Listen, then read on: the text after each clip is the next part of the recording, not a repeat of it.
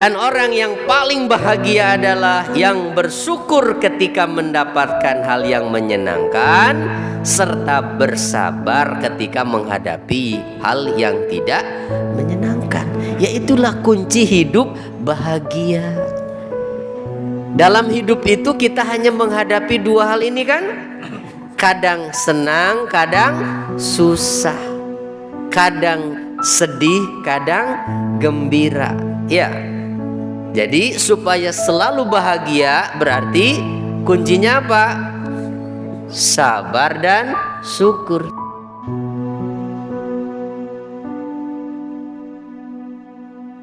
Assalamualaikum warahmatullahi wabarakatuh. Bapak Ibu jamaah sekalian, pagi ini kita akan sama-sama memetik hikmah pelajaran dari Al-Quran surah Al-Qalam, dari mulai ayat 17 dan seterusnya. Inna balawnahum kama balawna ashabal jannah. Wah, rugi Pak, bener-bener nih kalau nggak hadir di Nurul Huda nih. Pelayannya aktif terus. Masya Allah. Makanan, minuman sudah tersedia semua. Masya Allah. Berkah-berkah Pak.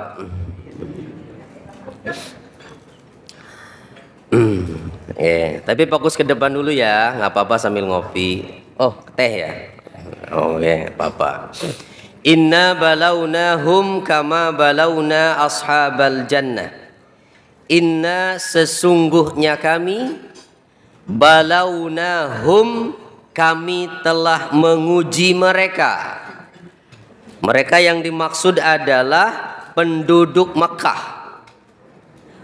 Kama balawna sebagaimana kami telah menguji ashabal jannah. Yo, saya tanya, al-jannah artinya apa? Berarti ashabal jannah artinya apa? Penghuni surga. Begitukah? Kami menguji mereka sebagaimana kami menguji penghuni surga. Salah. Ya. Nah, tuh lihat terjemahannya, saya kasih contekan. Sungguh kami telah menguji orang-orang musyrik Mekah itu sebagaimana kami telah menguji siapa? Pemilik kebun, bukan penghuni sorga. Ya. Jadi al-jannah itu adalah arti asalnya secara bahasa berarti kebun yang rindang. Ya. Jannah itu arti aslinya kebun yang rindang. Memang Al-Qur'an sering menggunakan kata tersebut untuk menggambarkan surga yang nanti akan ditempati oleh orang mukmin. Tapi di ayat ini yang dimaksud bukan surga, tapi kebun yang rindang. Ya?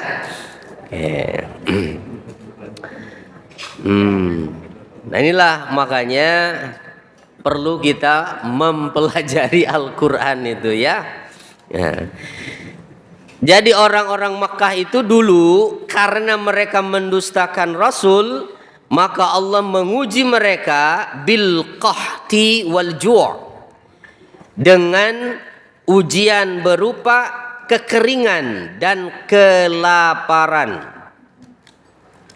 Sebagaimana kami menguji para pemilik kebun. Yang diharapkan adalah Allah ingin orang-orang Makkah ini sikapnya seperti pemilik kebun yang akan diceritakan nanti. Gitu. Mereka mengambil pelajaran dari pemilik kebun yang kisahnya akan disampaikan di ayat ini. Allah berharap demikian. Orang-orang Makkah ini bisa mengambil pelajaran dari apa yang menimpa para penduduk atau para pemilik kebun. Ada yang tahu kebun mana yang dimaksud? Ada yang tahu? Para pemilik kebun ini kebun mana yang dimaksud? Ada yang tahu enggak? Di daerah mana? Hah?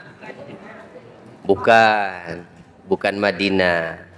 Para peziarah yang umroh, nah, itu mah kebun Faisal namanya. Iya, yang punya itu namanya Faisal, Bu. Jadi itu kebun pribadi itu, ya. Dan bukan kebun sebenarnya mah, ya toko itu.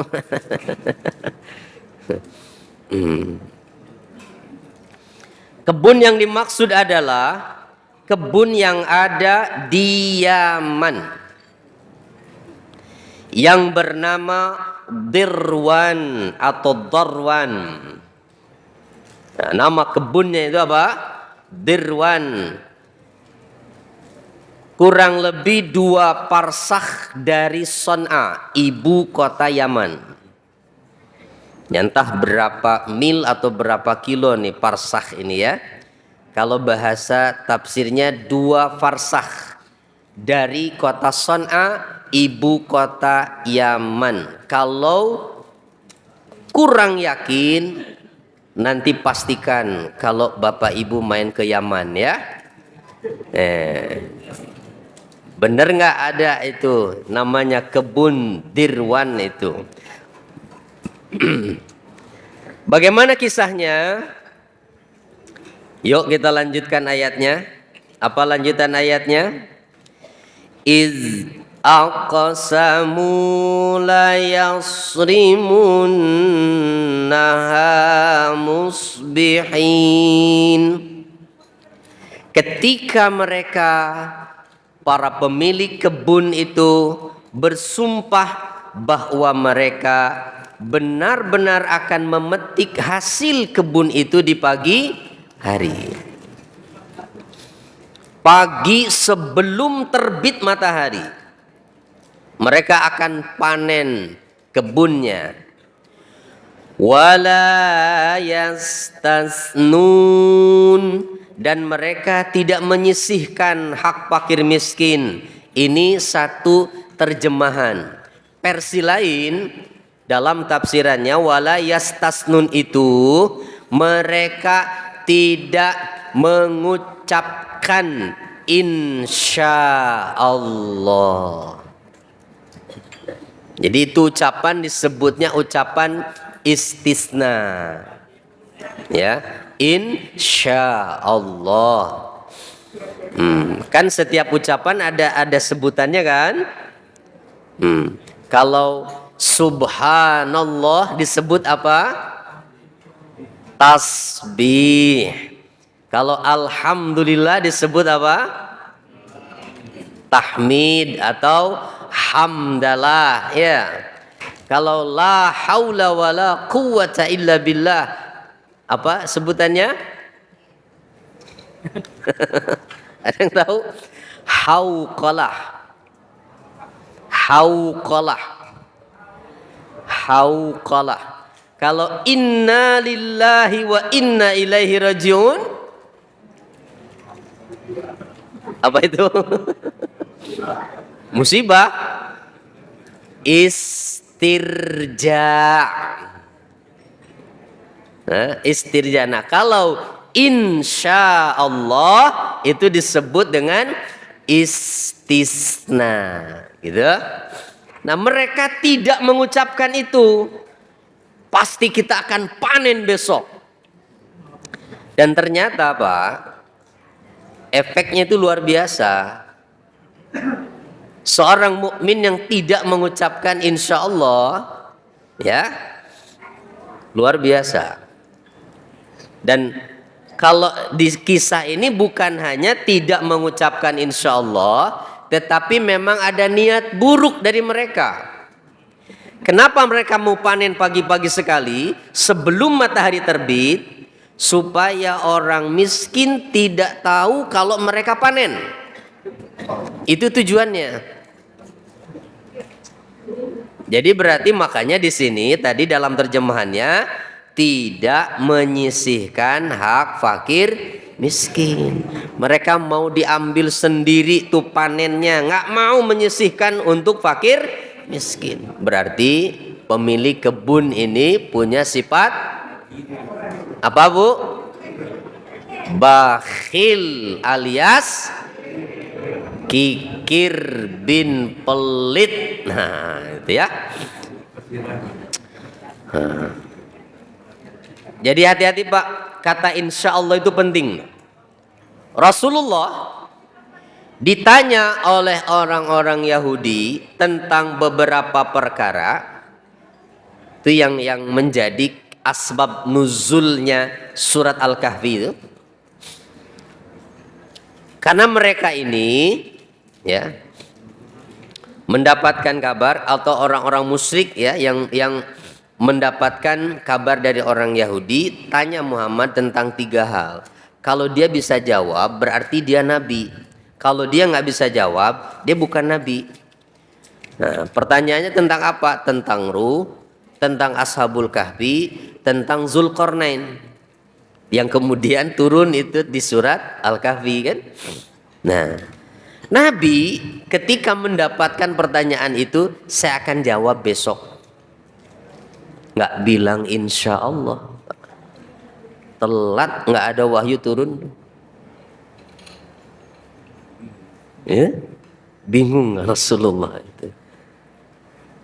Hati-hati makanya ya, insya Allah itu janjinya seorang mukmin gitu.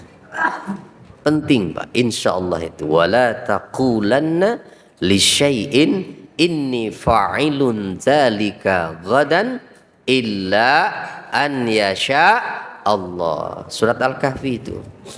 Yuk lanjut lagi ya. Karena waktu kita terbatas, kita persingkat aja. Lanjut. Apa yang terjadi? Fatafa 'alaiha ta'ifum mir rabbika wa hum naimun.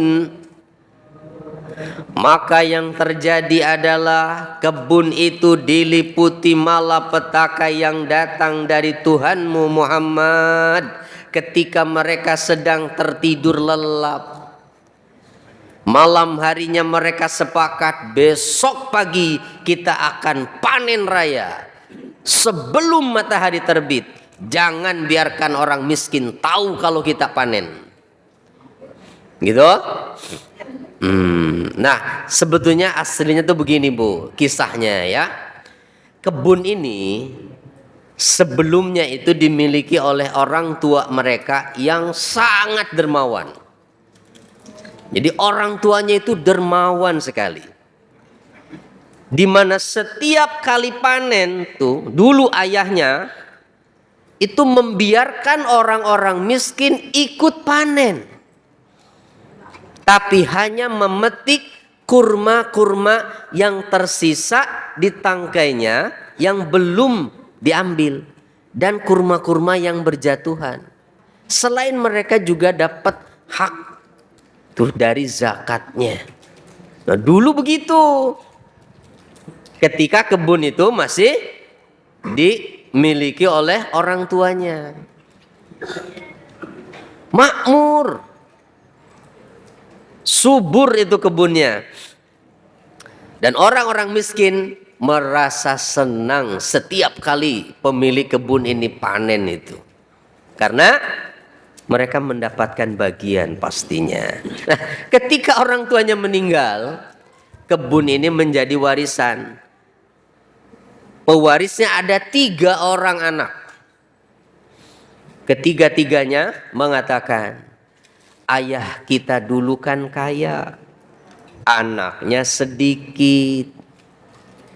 Wajarlah kalau ayah dulu suka bagi-bagi sama orang miskin.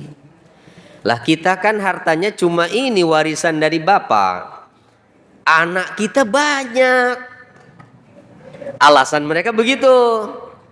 Jadi nanti kita panen, udah deh kita hentikan tradisi bapak dulu. Kenapa kira-kira? Takut nanti hasil panennya kurang. Nah kita anaknya banyak. Dah, ya, bapak kan dulu mah orang kaya. Anaknya sedikit, cuman kita bertiga. Nah kita nih kan anaknya banyak. Ya. Jadi ada alasan mereka. Tapi duniawi gitu. Jadi kita hentikan saja udah tradisi bapak nih. Mulai saat ini setiap panen kita nggak usah ngasih orang miskin. Kalau perlu kita panen orang miskin jangan tahu. Pagi masih gelap gitu.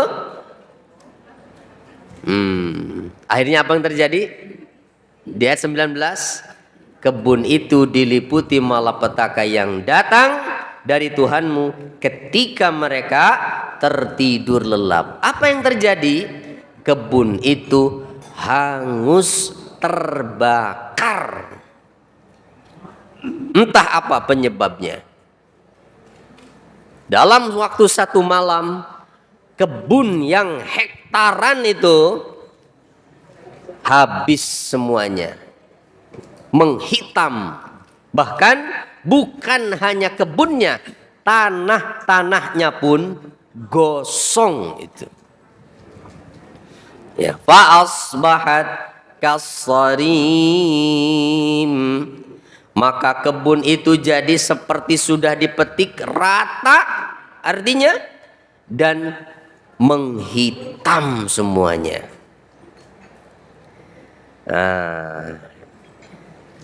Yo kita lihat ya.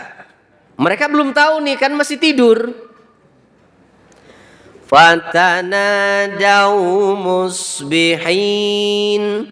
Mereka pun saling memanggil di pagi hari, begitu bangun buru-buru satu sama lain saling mengingatkan bertiga nih, ayo. Ya. Anighdu ala harsikum in kuntum sharimin. Pergilah pagi-pagi ke kebun kalian jika kalian mau memetik hasilnya. Ayo, katanya mau panen. Mumpung masih pagi nih, keburu matahari terbit. Fantalaqu wa hum yatakhafatun. Mereka pun pergi berangkat bertiga menuju kebunnya dalam keadaan mereka saling berbisik satu sama lain. Apa yang dibisikkan? Alla yadkhulannahal yauma alaikum miskin. Awas ya, hati-hati, jangan ada orang miskin yang tahu. Tuh bisik-bisiknya begitu. Jangan sampai ada orang miskin yang tahu kalau kita panen. Wa qadau ala hardin qadirin. Dan mereka pun pergi di pagi hari sebagai orang yang mampu mencegah orang miskin. Nggak ada yang tahu. Cuma bertiga aja mereka. Apa yang terjadi ketika mereka sampai di kebunnya? Lanjut ayatnya. Falamma ra'auha qalu inna ladallun. Ketika mereka sampai di kebunnya dan melihat kondisi kebun itu, mereka mengatakan, kita tersesat. Ini bukan kebun kita ini. Gitu? Salah ini. Kita tersesat. Kok gosong begini? Lihat, semuanya terhampar hitam itu. Kita tersesat ini. Ini bukan kebun kita. Begitu diperhatikan lebih lanjut lagi, kiri kanan sekitarnya, baru mereka sadar. Dan mereka katakan, bal nahnu mahrumun. Ini benar, ini kebun kita. Bahkan kita orang-orang yang dihalang untuk memperoleh hasilnya. Kita nggak bisa panen. Ya, ini benar kebun kita. Qala awsatuhum, maka berkatalah orang yang paling bijak dari bertiga, dia mengatakan, alam aqul lakum laula tusabbihun, bukankah aku sudah katakan pada kalian, mengapa kalian tidak bertasbih atau bersyukur kepada Tuhanmu? Yang dalam tafsiran lain, mengapa kalian tidak mengatakan insya Allah waktu bilang mau panen itu? Tuh, beginilah jadinya nih. Di samping itu karena ada niat buruk dari mereka, mau menghalang haknya orang miskin, sehingga yang terjadi seperti itu. Qalu, mereka pun berkata, subhana rabbina inna kunna zalimin. Ini maksud saya, pemilik kebun ini akhirnya sadar mereka masih orang yang beriman. Akhirnya ketika melihat apa yang terjadi menimpa kebun mereka, mereka pun menyatakan, maha suci Tuhan kami, sungguh kami ini orang-orang yang zalim. Mengakui Pak kesalahannya, tobat mereka. Inilah maksudnya Allah menceritakan kisah ini, agar orang-orang Mekah ini sadar. Mereka dikasih paceklik oleh Allah, kekeringan dan kelaparan, harusnya sadar. Itu seperti pemilik kebun ini loh.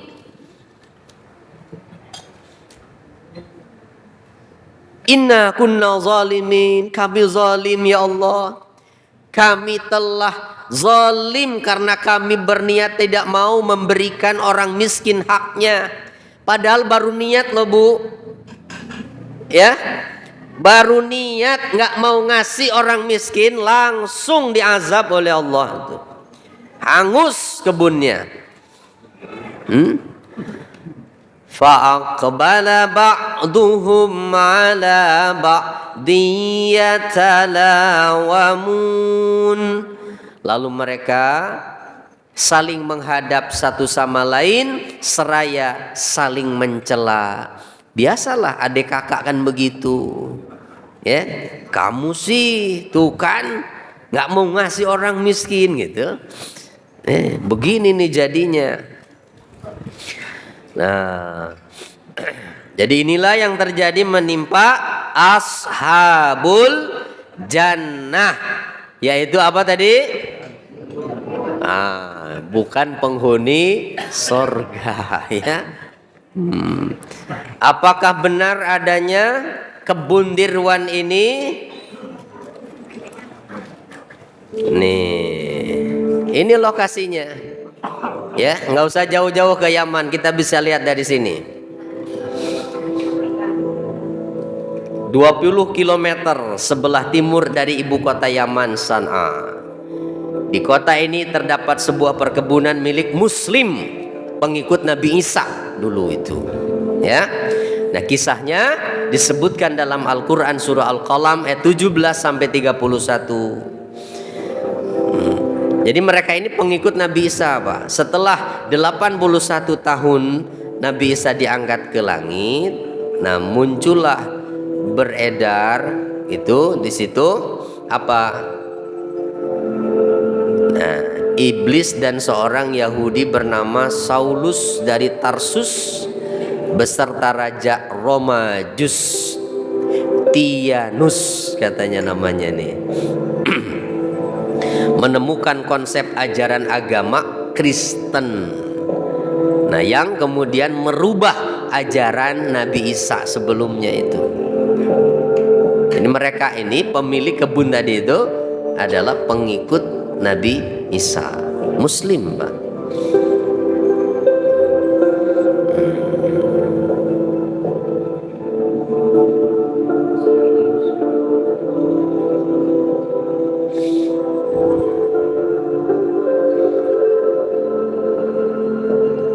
Nanti kita lihat ya, hamparan kebunnya yang sudah menghitam itu sampai hari ini masih bisa terlihat.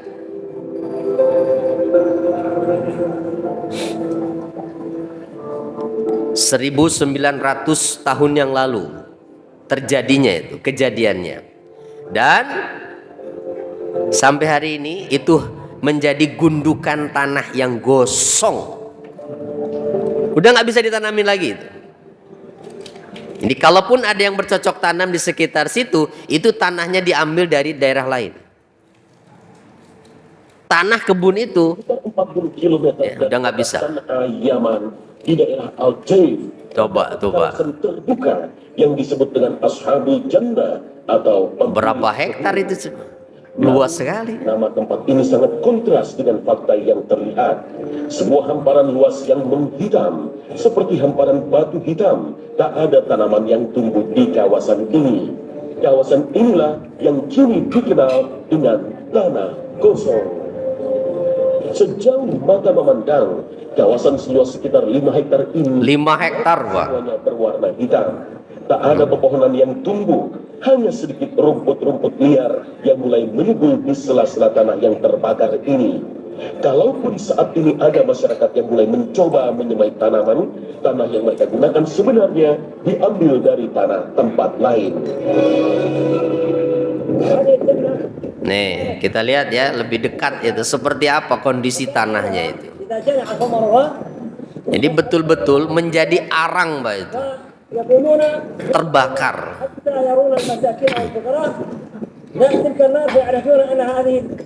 الجنة بدأت بالجناع وبدأت بالإخضرار فيهرعون إليها ليأخذون خيرها.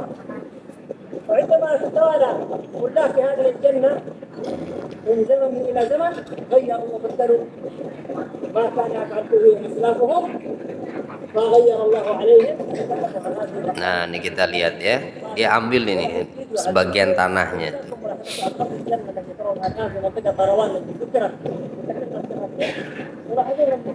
الأراضي الزراعية التي تحبنا هي جزء من أراضي الجنة ولكن ترابها ليس من نفس المنطقة وإنما تم استيراده من مناطق على بعد 15 أسبوع مثل هذا المكان بهذا الشكل ومجرد ظهور حركة النار kayak gitu tuh, gosong, jadi arang udah.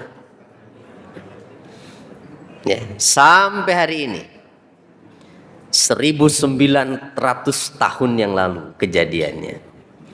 Ya. Dirwan tuh. Masih penasaran? Berangkat ke sana itu, Pak. Ya. Nah, nggak apa-apa. Ya, daripada jalan-jalan nggak ada maknanya ya. Ya, ke tempat-tempat bersejarah yang ada di Quran itu. Termasuk di Yaman itu, Pak, ada tempat peninggalan jejak kisah Ashabul Ukhdud yang ada di surat Al-Buruj. Udah tahu kisahnya? Lain kali kita bahas ya.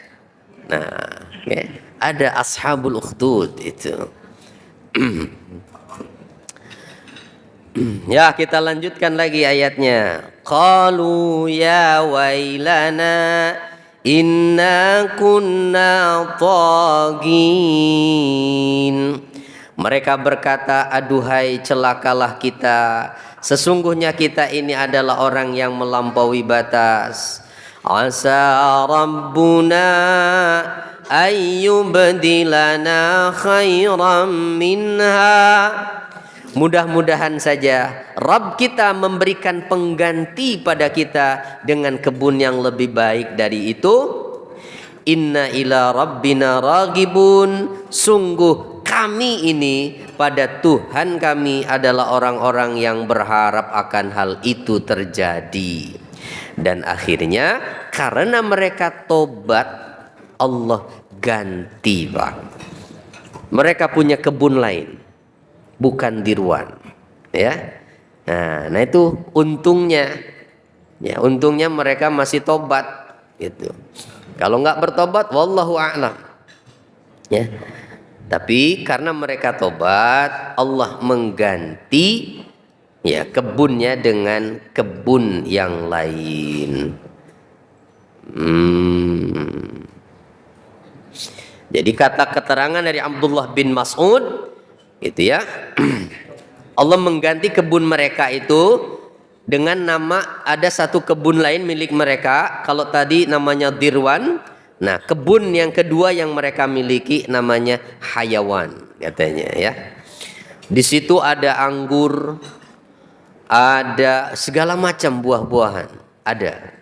Memang perkebunan kurma yang utamanya, tetapi pepohonan lain juga ada di situ. Ya, di daerah Yaman adanya, ya. Kadzalikal azab, demikianlah azab dunia yang Allah tunjukkan kepada mereka. Wala azabul akhirati akbar, dan sungguh azab akhirat jauh lebih besar kalau mereka nggak tobat. Tuh, dari sikapnya yang pelit itu, laukanu ya'lamun, jika saja mereka mengetahui. Nih, segitu kisahnya itu. Kisah pemilik kebun, bukan penghuni surga. Iya. Memang sering ketemu kata-kata ashabul jannah di Quran itu diartikan penghuni surga, tapi di surat ini bukan, ya. Jadi apa pelajarannya? Pertama, ujian bisa berupa hal yang menyenangkan dan yang juga tidak menyenangkan, atau hal yang baik dan juga hal yang buruk. Dua-duanya ujian. Allah jadikan kita miskin, itu ujian. Allah jadikan kita kaya juga. Mana yang banyak yang lulus dengan ujian itu? Yang diuji dengan kekayaan atau dengan kemiskinan kira-kira? Oh, jadi banyak yang gagal dong diuji dengan kaya. Hah? Iya. Banyak yang nggak lulus ketika diuji jadi orang kaya. Sa'labah zaman Nabi yang dulunya fakir, rajin ibadah saja gagal kan?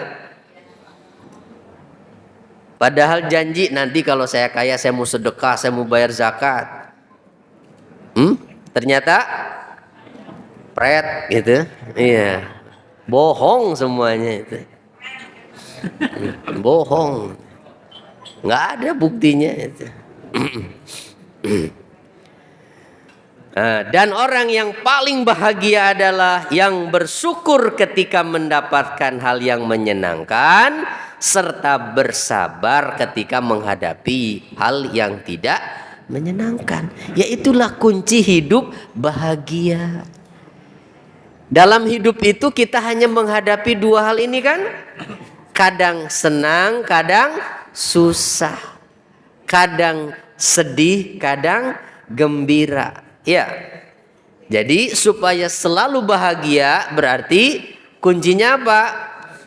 Sabar dan syukur. Selesai. Makanya kata Nabi, sungguh menakjubkan keadaannya orang beriman itu, karena setiap keadaannya menjadi kebaikan buat dirinya. Tidak ada yang nggak menjadi baik. Dikasih kesenangan, bersyukur, jadi kebaikan. Dikasih hal yang tidak menyenangkan, bersabar, jadi kebaikan buat dia.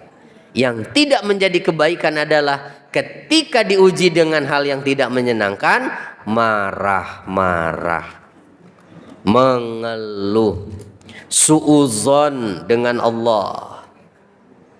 Kenapa sih? Kenapa sih? Nah, ya. Kok saya selalu diuji, ujian nggak berhenti-berhenti. Padahal saya nggak ninggalin sholat, tahajud tiap malam, duha nggak kelewat. Gitu. Kenapa sih ya Allah? Awas ya, jangan ada muncul berpikir seperti itu di hati kita walaupun nggak diucapkan. Kedua, disyariatkan mengambil pelajaran dari orang-orang yang mendapatkan bencana dan orang-orang yang diselamatkan dari bencana, agar hal itu menjadi jalan untuk dapat bersyukur dan bersabar.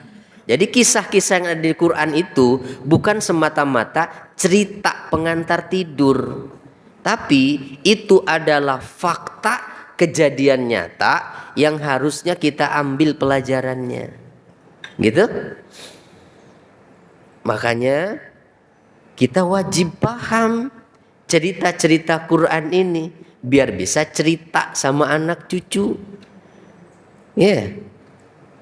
Cerita-cerita film Korea mah bohong.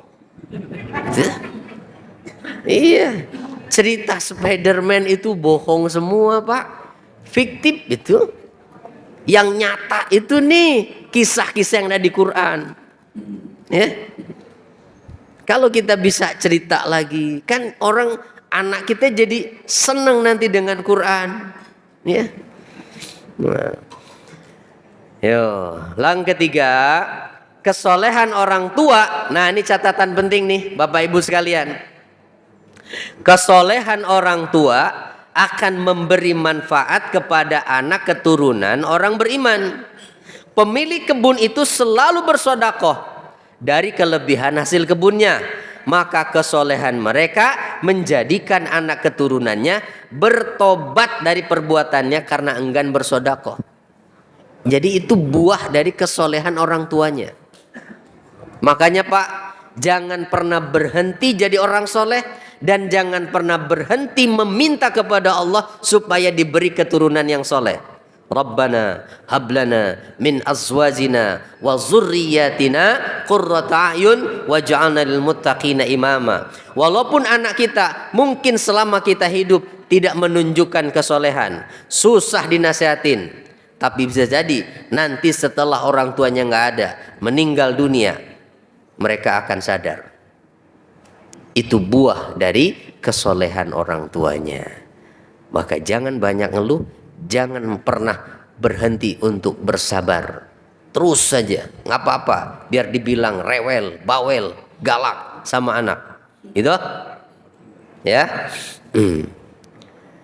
Yang oh udah selesai berarti ya. Ada 3 saja pelajarannya ya. Alhamdulillahirabbil alamin. Kira-kira jelas? Alhamdulillah ya. Berarti nggak ada pertanyaan kan kalau udah jelas? Iya. Kalau udah jelas berarti tidak ada pertanyaan karena udah jelas. Cuman cerita kan. Yang penting ambil hikmah dan pelajarannya. Masya Allah ya. Kira-kira ibu bisa cerita lagi nggak nih? Hah? Nanti pulang ke rumah. Oh seru tadi ngajinya. Oh apa? Kisah kebun Dirwan. Nah gimana ceritanya? Ya buka aja Qurannya. Kan ada ini. Surat Al-Qalam ayat 17 ya. Yo. Nah, kalau mau dipelajari surat-surat lainnya, hadir setiap hari Sabtu ba'da zuhur di sini. Ya, insya Allah kita lagi bahas surat apa Pak? Ibrahim. Oh, ya. Tuh kemarin kita masuk pada kisah Nabi Ibrahim yang meninggalkan Ismail dengan Hajar itu. Ya. Insya Allah Pak, nggak apa-apa walaupun nggak khatam 30 juz ya.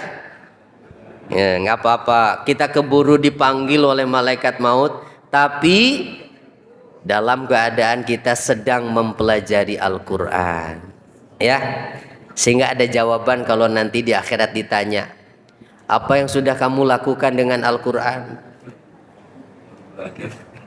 Lagi belajar ya Allah. Saya belum hafal semuanya, belum paham semuanya. keburu dipanggil malaikat maut, jadi bukan salah saya. Saya lagi belajar gitu. Nah tapi kalau nggak pernah belajar, apalagi nggak pernah baca, ya Allah, jawaban apa kita nanti di hadapan Allah? Ngaku umat Nabi Muhammad, katanya Al-Quran sumber hukumnya, petunjuk hidup, tapi Qurannya nggak pernah dibaca. Terakhir kali baca Quran dulu waktu TPQ masih SD. Lulus di wisuda di TPQ udah jauh dari Quran, nggak pernah lagi nyentuh Quran. Sibuk kuliah, sibuk kerja. Ketemu Quran lagi mau kawin tuh, Qurannya dipakai buat mahar, ya. Seperangkat alat sholat, ya kan? Astagfirullahaladzim. Jangan begitu ya. Yuk, yang cinta dengan Qurannya ya. Yuk anak-anak kita jangan sampai jauh dari Quran. Udah Pak ya, kita sudah jam 6 ya. Udah lewat nih. Terima kasih atas perhatiannya. Kalau nggak ada pertanyaan kita tutup. Cukup jelas kan? Nah, kalau nggak ada kita tutup dengan sama-sama membaca kafaratul majlis. Subhanakallahumma wa bihamdika asyhadu an la ilaha illa anta astaghfiruka wa atubu ilaik. Assalamualaikum warahmatullahi wabarakatuh. Mohon maaf bila ada hal yang kurang berkenan.